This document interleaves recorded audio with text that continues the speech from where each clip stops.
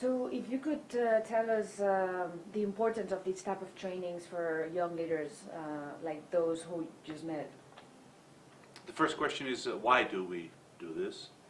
But more important question is why they want to participate in such a things. I think that what I saw in my experience, not only from this group, but in particular for this group, is I see the sparkling in their eyes when they are talking about why they're here. They really want to make impact in their communities. They really want to change the things. They understand that this is a world full of injustice in every aspect, social, economic, injustice when it comes to exclusiveness versus inclusiveness in society, and so on and so on and so on. So they really want to see how they can, from their heart, put that in their real life. They want to see, and they realize that it's not about how many ideas you have, it's about how many of them you can make alive. It's also important that we give them some skills, not to teach them something to do like we did. I'll give you an example.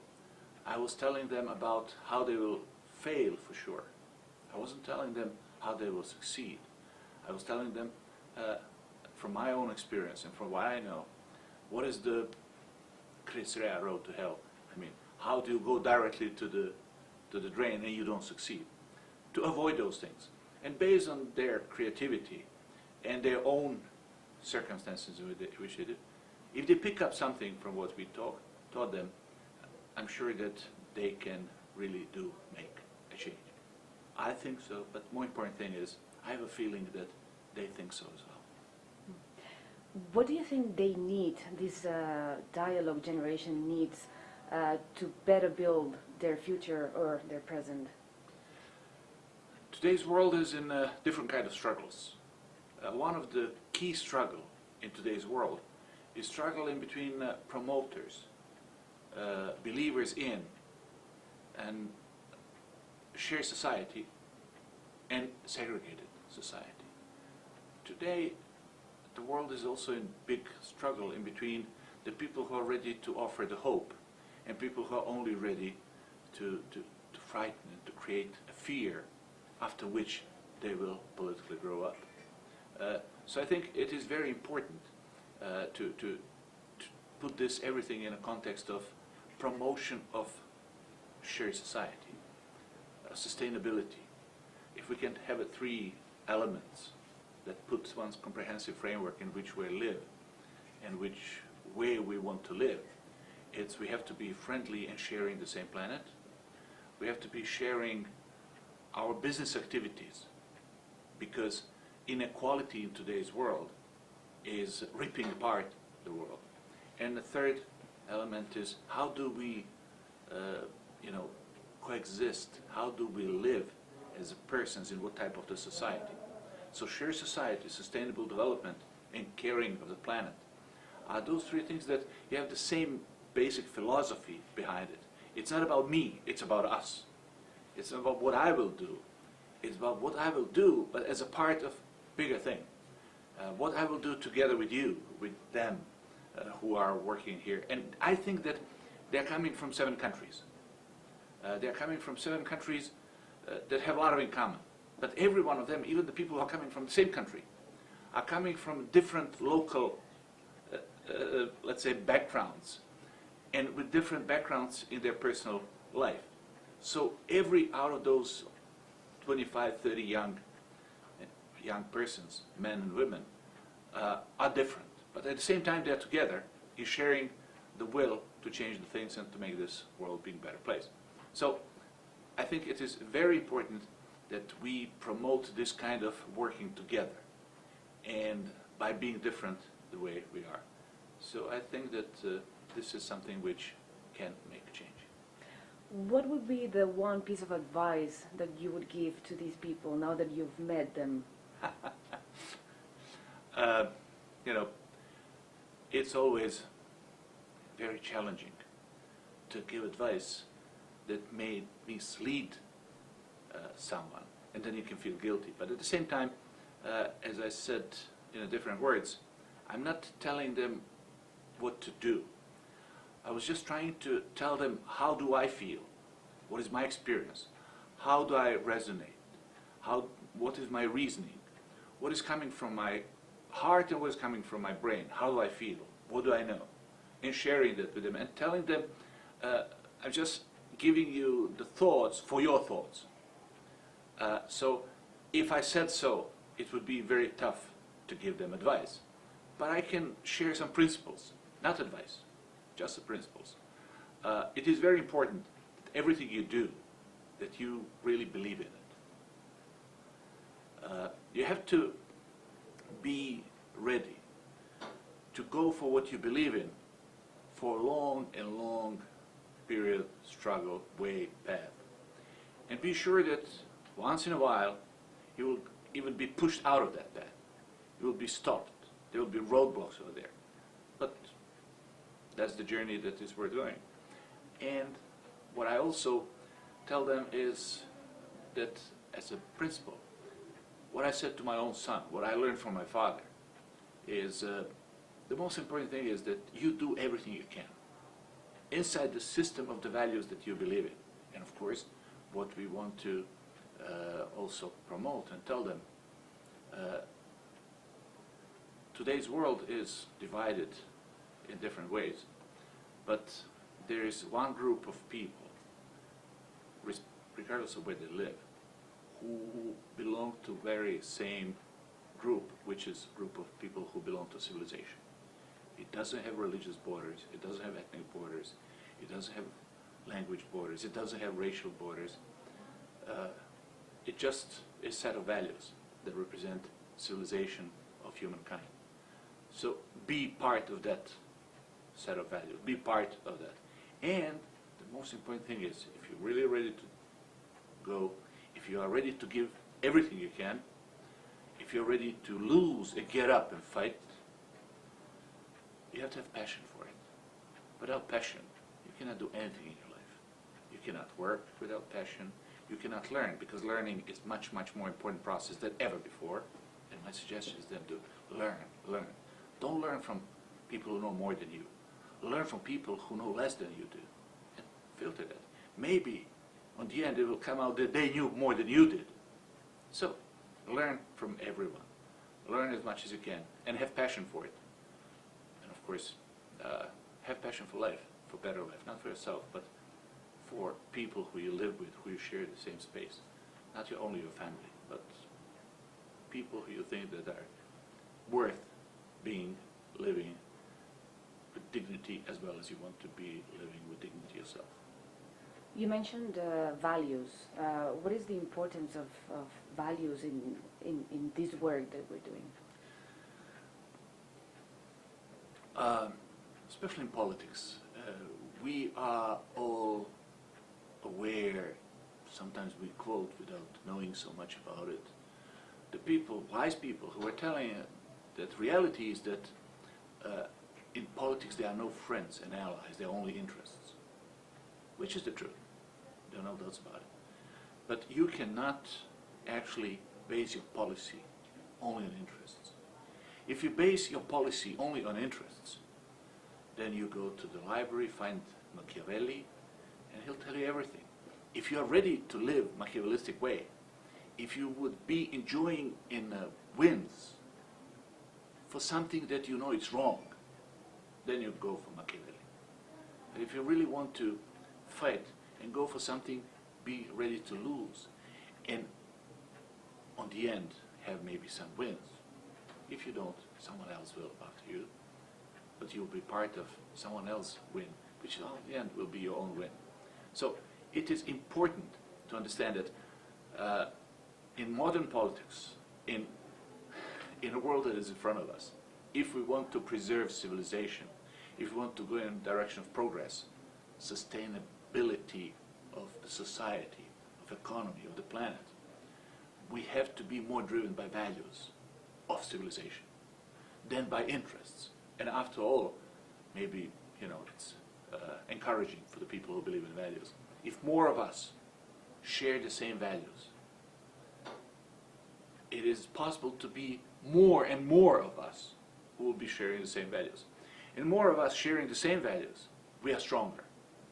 And more of us working together, we have chance to succeed, individually and collectively. But if we are driven by interest only, just use common sense, use elementary logic. If you want to put some people around the same interests, you can group some people, and the common denominator of interest will be so big. But you put more people around those interests.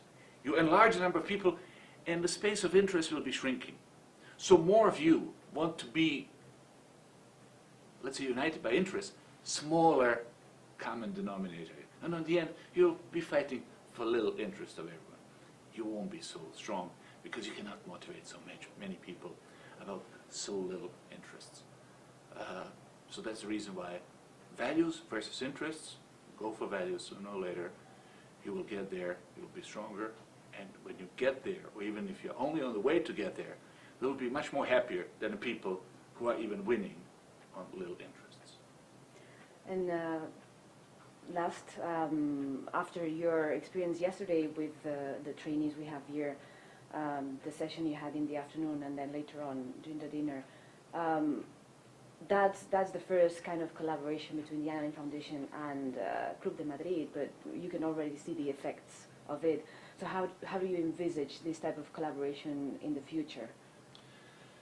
I'll give you two perspectives. One is very personal, and one is, of course, rational as a club of member to Madrid. Let me go with the second one first, because go from here. In the last General Assembly of Club de Madrid that we had in November last year, I met the people from Anna Lindh Foundation, and we spoke about the Anna Lindh activities, and I said that I strongly supported it, because I saw what the mission was of the foundation, how it works. I saw what are the people, I saw how people who were there on our General Assembly, how passionate they were about what they do. And I said that, of course, Club de Madrid has a strong relation with Anna Lindh Foundation, but I was also kind of touched personally with the energy of the people who represented the foundation at that time. I didn't know that in such a short period of time they will call me and say, oh, could you come? So I had to do it. I'm very glad that I did. I'm very glad that they invited me. And I think that Club de Madrid and Anna Lindh Foundation, we are like two elements of the same system. We belong to the same set of values. We belong to this, to the people who are sharing the similar or almost the same visions. Our missions are very complementary to each other. So Anna Lindh Foundation is much more oriented with the work with the real people who represent our future. And if we want that, we have a future. If we want that what we represent has a future, if we want that people who we love and who we believe in want to have a future, we have to invest everything that we can in order to be part of capacity building of our future. And that's how I see Anna Lindh Foundation mission. So I really do hope that Club de Madrid will have its effects and its results being visible and becoming alive.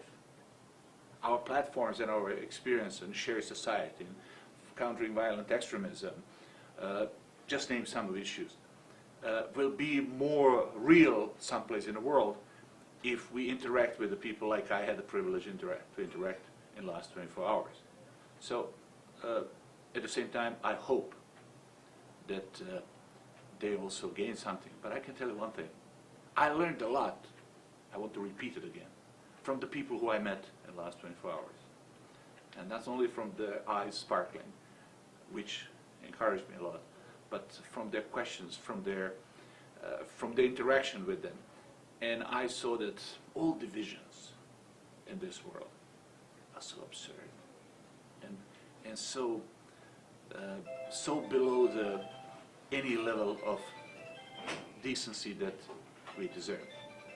I think that Anna Lindh Foundation is the institution that has a bright future with the bright people who are putting together. But okay, excuse me. I want you to go back and speak about how you felt when you spoke, when you Pardon? talked about the people. Just because my phone rang, so it will interfere with the Well, sound. cut off that It's thing. okay with Yeah. you? I- Yeah, have we to can, take we that can, part Well, out. you we can cut that yeah. out. Okay. I'll continue now with the second part. So And sorry. for the end, I want to share with you the first reason, which I'm kind of connected with Anna Lindh Foundation. I'm connected with Anna Lindh Foundation because of a very simple reason, because of Anna Lindh. I had the honor and privilege to be working with Anna Lindh, and she was extraordinary person in every sense of that meaning.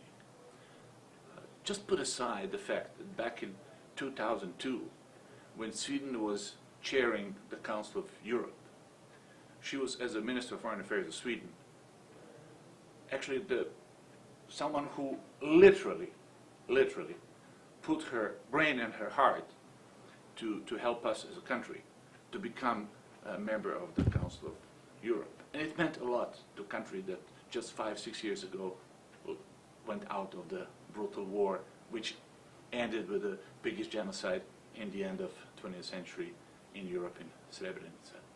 So she was so passionate about helping us, not because she had any interest in it, but just because she simply believed in something which is the set of values that we're talking about. But it's not only that she believed, it's not only that she promoted it, it's not only that she talked about it, it's not only that she really did something about it, she lived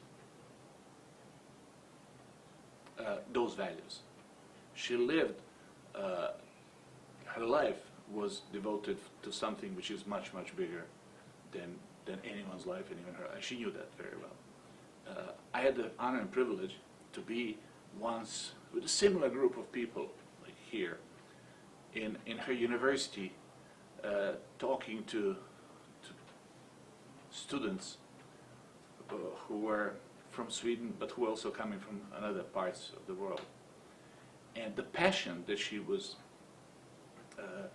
giving in that lecture, that speech, that meeting with students from the university that she was part of, it's something that you simply don't find so often. So the reason, to make a long story short, if there is nothing else but the fact that there is a foundation that is called Anna Lindh, you have to be part of it. Thank you. Thank you so much.